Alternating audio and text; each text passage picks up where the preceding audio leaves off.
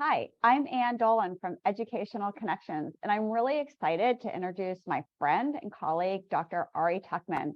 He's an author and psychologist who specializes in diagnosing and treating people with ADHD.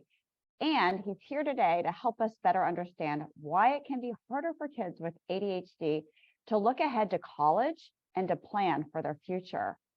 So Ari, thanks for being here. Can you explain how students with ADHD often have this thing called a shorter time horizon and why planning ahead for the future, especially for college, can be so difficult? This is a really common thing. And this is, as someone who specializes in ADHD, this question comes up a lot in my practice is, how do you sort of prepare your kids to be ready for college, not just to get in, but to actually do well there? And, a big part of this is this thing of what you call time horizon, that folks with ADHD compared to, other people of the same age tend to have what's called a shorter time horizon, meaning they're not kind of thinking quite as far out into the future. So if it's Tuesday, they're thinking about the homework or whatever for like Wednesday or Thursday, but they're not thinking about, that big thing that's due in a week or a month. And, when it comes to getting into college, like this is a thing that spans many months. If you think about beginning to select some schools, visiting some schools, interviews, asking teachers for recommendations, studying for SATs, signing up for SATs, doing the application, like this is at least 6 months, if not 12 to 18. And if you're a high school junior or senior with ADHD, you're not thinking 18 months out. You're just managing what's coming a whole lot closer to the now. We often see that with students too, and it's so frustrating to parents because on one hand, those kids say, "I really want to go to college," but on the other hand, they don't have that sense of urgency to do the work, to figure out, all right, what do I have to do to apply to the school? How many essays do they want? What are the deadlines? All of those things. And sometimes parents perceive this as, well, either you're not ready for college or you really don't want to go, when that's not always the truth. They need somebody to help them along that journey. Can you talk a little Yeah. bit about how somebody else can help with those executive function skills and why perhaps these kids really do want to go off to college? It's just hard for them. Yeah.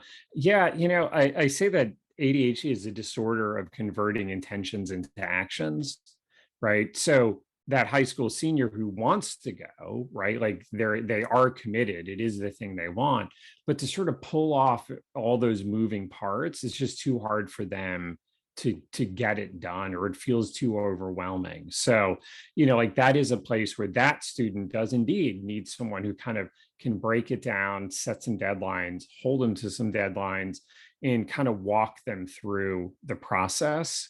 But also genuinely, there are some kids with ADHD or not who are not actually so sure that they want to go to college. So that's the other thing, is to actually make sure that they do, right? Because depending on where you are, that may not be an acceptable answer. Hey, mom and dad, not sure I want to go to college yet, or maybe ever. Right. So you need to make sure that it's their goal and not just your goal. But assuming it is their goal, then it could indeed be helpful to have someone who can kind of walk along with them through that process. All right, thinking, even before that, starting when kids are in middle school or they're freshmen or sophomores, Mhm. what are some good ways parents can help boost those executive function skills so that they are ready for college later on? Yeah, I mean, I think it's about really ingraining good habits. And, it's not that kids with ADHD don't necessarily have these skills at all. It's that they struggle with kind of using them consistently enough. So to, kind of set up that structure, set up the routine, set up the habits, a little bit of the reward and punishment, but it's not just about reward and punishment, right? Setting them up to do the things that they need to do on a more consistent basis. And, some of this, kind of a big part of managing ADHD, involves shortening the space between action and consequence, right? So it's not a thing of at the end of the quarter, depending on your grades, something, but rather this week or even tonight, this thing happens and then, you get your homework done, then you can get your cell phone back, or then you can, text your friends or play video games or whatever it is, right? So really shortening that space and, providing more opportunity to practice those skills and habits. Think that kids in high school should live by natural consequences, or do you think, it sounds like you think perhaps parents should be involved on a daily basis, managing it a little bit more with, shorter term consequences?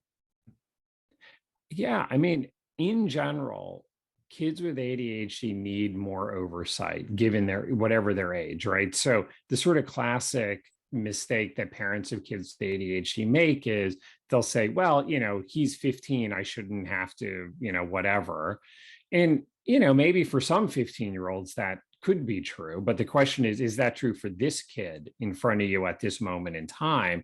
And if the answer is, yeah, not really, then I don't care what their age is. You know what I mean? Like, ideally, we parent based on our kids' ability, not what their age is. I hear that a lot. They should be able to do this by now. Yeah. So I'm sure, yeah. So that provides some relief to parents. So thank you for sharing that. Anything else that parents should think about with high schoolers? I think it's about the long game, right? Like, parenting is about gradually shifting to your kids the kind of responsibility and the freedom to be able to make their own choices, right? And to know that they're ready to go forth into the world.